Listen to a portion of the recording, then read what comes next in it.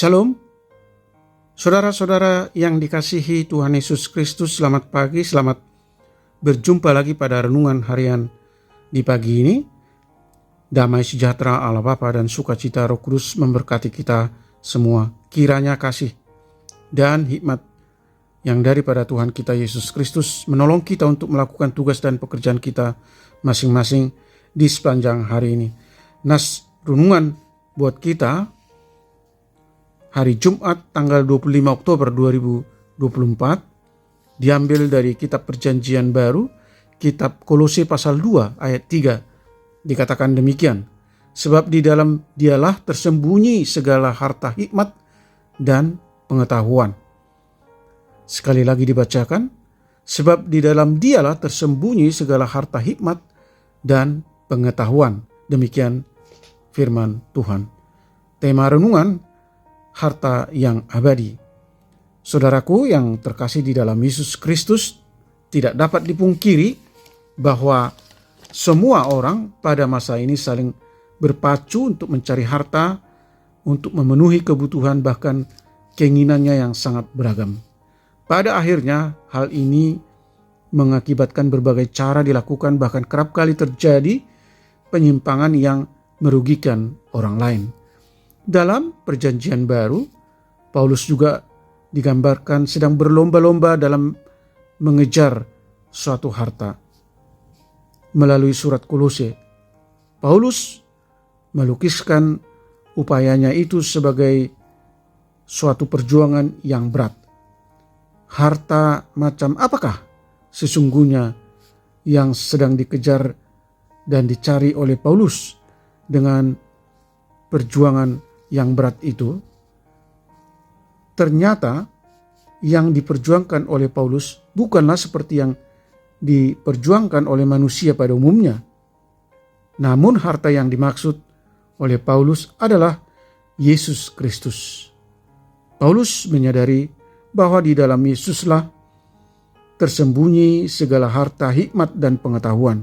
Berbeda dengan pemilik harta dunia yang enggan berbagi, Paulus justru berusaha sungguh-sungguh agar jemaat Kolose dapat memperoleh harta itu, sebagaimana Paulus juga memilikinya, hingga kemudian harta itu dibagikan sebagai bentuk dari kabar baik. Paulus hendak mengajarkan kepada jemaat Kolose bahwa harta yang ada di dunia ini pada dasarnya adalah sebuah kesia-siaan. Namun harta dari Allah, yaitu hikmat dan pengetahuan tentang Allah, adalah kekal. Orang percaya dapat memperoleh harta yang kekal, yakni hikmat Allah, dengan cara membiarkan firman Tuhan berdiam di dalam jiwanya. Oleh karena itu, saudara yang terkasih di dalam Yesus Kristus, firman Tuhan hari ini mengajak kita untuk mencari dan menyadari ada harta abadi yang lebih utama yang harus terus kita miliki, yaitu pengetahuan dan hikmat dari Allah. Harta yang tak akan pernah berkesudahan. Amin. Mari kita berdoa.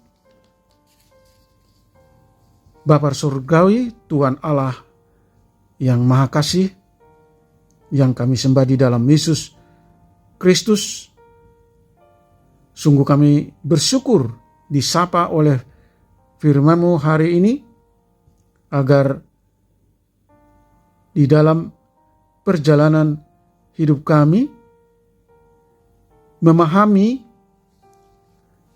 bahwa di dalam Yesus tersembunyi segala harta hikmat dan pengetahuan. Oleh karena itu, tolong kami Tuhan untuk memiliki iman yang sejati di dalam Yesus Kristus, memandang dan percaya bahwa Yesus Kristus adalah Tuhan dan Juru Selamat hidup manusia, laksana suatu harta yang tak ternilai harganya.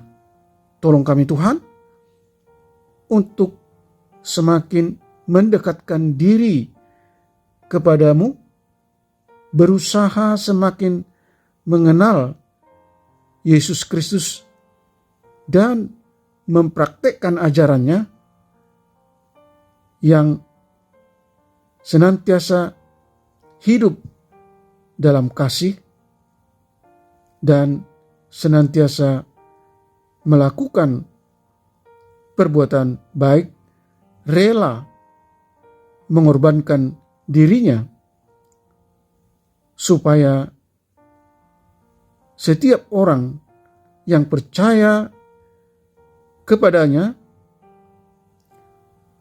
beroleh hidup kekal lewat karyanya di kayu salib. Biarlah lewat hidup kami boleh memancarkan kasih dan perbuatan baik kepada sesama, menjadi sarana untuk memberitakan Injil kepada orang lain. Berkati kami, anak-anak Tuhan, para pendengar renungan pagi ini, dimanapun kami berada. Buatlah hati kami selalu haus dan rindu untuk bersekutu dengan Tuhan. Berkati usaha dan pekerjaan kami, sehingga kami mampu menjadi berkat bagi orang lain. Tuhan kiranya menyembuhkan mereka yang sakit. Tuhan menopang dan memberi kelegaan bagi mereka yang letih lesu dan berbeban berat, dan Tuhan menghibur mereka yang berduka. Tuhan menolong kami supaya kami menjadi teladan di dalam perbuatan kasih. Terima kasih Tuhan. Dengarkanlah doa dan permohonan kami yang kami sampaikan dalam nama anak-Mu Yesus Kristus. Amin. Shalom, selamat beraktivitas, tetap sehat. Tuhan Yesus memberkati.